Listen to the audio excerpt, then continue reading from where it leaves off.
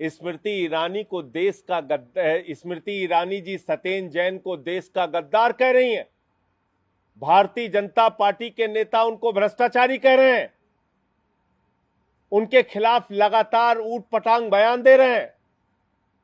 तो सबसे पहले मैं कहना चाहता हूं कि क्या ईडी बिग बॉस का घर है कि आपने एक मंत्री को जबरदस्ती पकड़ के 10 दिन की रिमांड लेके उनको अपने गिरफ्त में रखा हुआ है?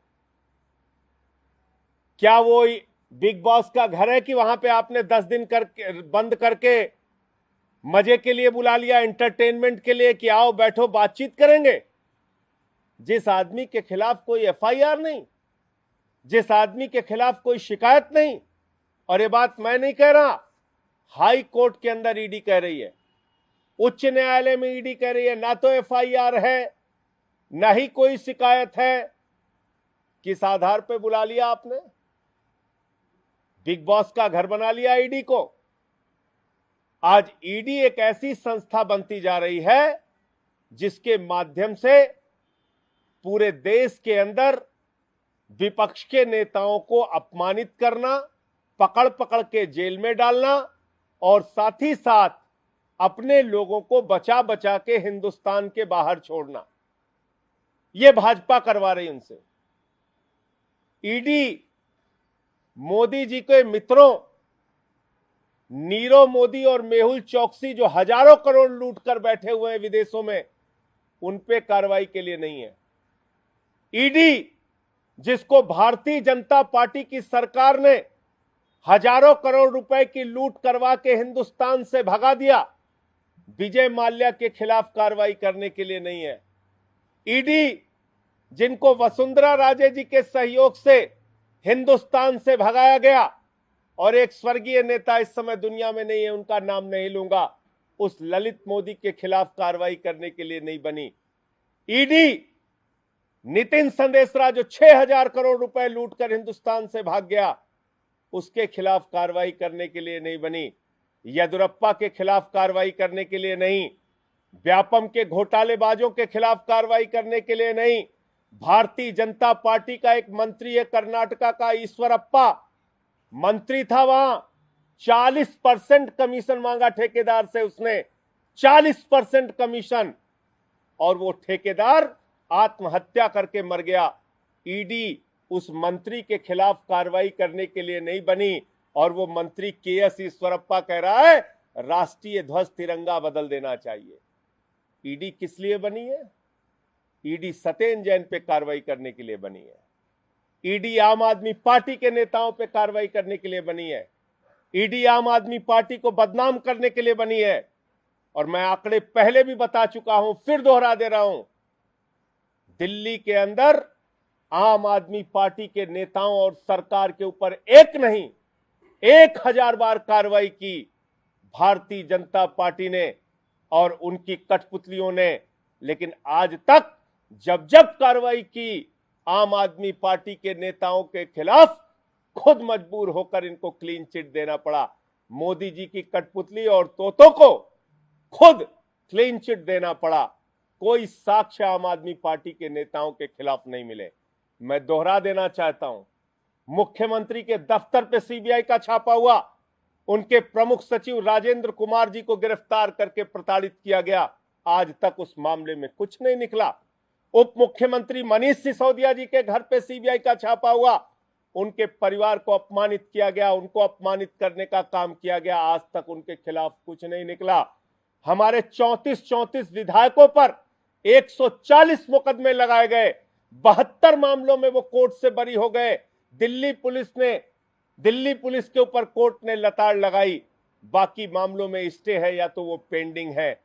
आज तक किसी भी मामले में कोई कार्रवाई नहीं हुई। सारे के सारे मामलों में हमारे विधायक बरी हुए। हमारे कई मंत्रियों पर ईडी का सीबीआई का छापा किया गया, उनके खिलाफ आज तक कोई मामला साबित नहीं कर पाई सरकार। और तो और 400 फाइलों की जांच कराई थी, 400 फाइलों की जांच कराई मोदी जी ने। अरविंद केजरीवाल जी की सरकार से जुड़े हुए 400 फाइलों की जांच, और बाद में कह दिया इसमें तो कुछ नहीं निकला। खुद नरेंद्र मोदी जी ने अरविंद केजरीवाल को क्लीन चिट दे दिया, बोले कुछ नहीं मिला।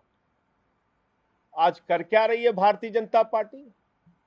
इनसे जो काम नहीं हो पा रहा है उसके कारण से इनको पेट में दर्द है। कैसे सत्येंद्र जैन मोहल्ला क्लिनिक बना सकते हैं? कैसे सत्येंद्र जैन के मोहल्ला क्लिनिक के मॉडल की चर्चा अमेरिका के न्यूयॉर्क टाइम्स में हो रही है? कैसे सत्येंद्र जैन के स्वास्थ्य मॉडल की लोकप्रियता पूरे हिंदुस्तान में बढ़ रही है? इसलिए सत्येंद्र जैन का गला दबाओ, उनको फर्जी मामले में जेल में डालो और पूरे हिंदुस्तान में उनको बदनाम करो और चिल्लाओ चारों तरफ कि वो भ्रष्टाचारी है, गद्दार है, फलाना है, डिमका है। आज स्मृति ईरानी जी को पूरे देश के सामने आकर हाथ जोड़कर माफी मांगनी चाहिए। आज भारतीय जनता पार्टी को पूरे देश के सामने हाथ जोड़कर माफी मांगनी चाहिए। और एक मंत्री जिस पर न तो कोई एफआईआर है न कोई शिकायत है, ऐसे मंत्री को आपने 10 दिन जबरदस्ती ईडी के बिग बॉस के घर में जबरदस्ती करके उनको रखने का जो काम किया है, इसके लिए पूरी की पूरी भारतीय जनता पार्टी और जिन लोगों ने भी सत्येंद्र जैन के खिलाफ ऊट पटांग टिप्पणी की है, उनको माफी मांगनी चाहिए। दूसरी बात, एक मामला और था सर्विसेज से जुड़ा हुआ, सीबीआई ने उसकी जांच की इन्हीं सत्येंद्र जैन के खिलाफ और उनके परिवार को भी उस जांच में घसीटा गया, उनको भी अपमानित किया गया। 5 साल तक जांच चली और आप लोग जानते हैं सारे लोग, सीबीआई किसी मामले की जांच अचानक नहीं शुरू करती। सीबीआई ने 1 साल तक उस पर पी दाखिल की। पी दाखिल करने के बाद, प्राइमरी इंक्वायरी करने के बाद उस पर एफआईआर दर्ज की। इस मामले में तो एफआईआर भी दर्ज नहीं है, लेकिन सीबीआई ने एफआईआर दर्ज की 2018 में और 4 साल के बाद कह दिया साहब कुछ नहीं निकला, सत्येंद्र जैन क्लीन चिट।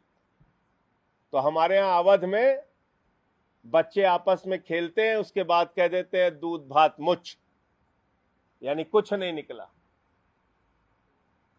तो आपने इन सारी एजेंसियों को मजाक बना लिया है, अपनी कठपुतली बना ली है। आज तक ईडी ने जितनी रेड मारी है, मात्र 9 मामलों में कन्विक्शन हुआ है। 0.4%, 0.4% कन्विक्शन रेट है ईडी का।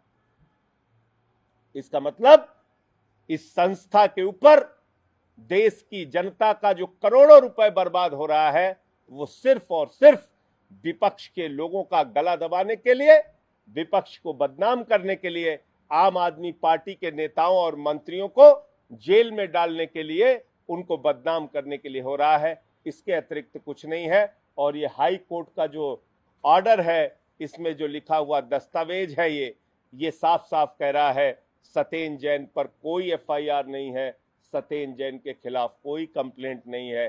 तो किस कारण से सत्येंद्र जैन को 9 जून तक अपने रिमांड में, अपनी गिरफ्त में ईडी ने रखा है, इस बात का उन्हें जवाब देना चाहिए।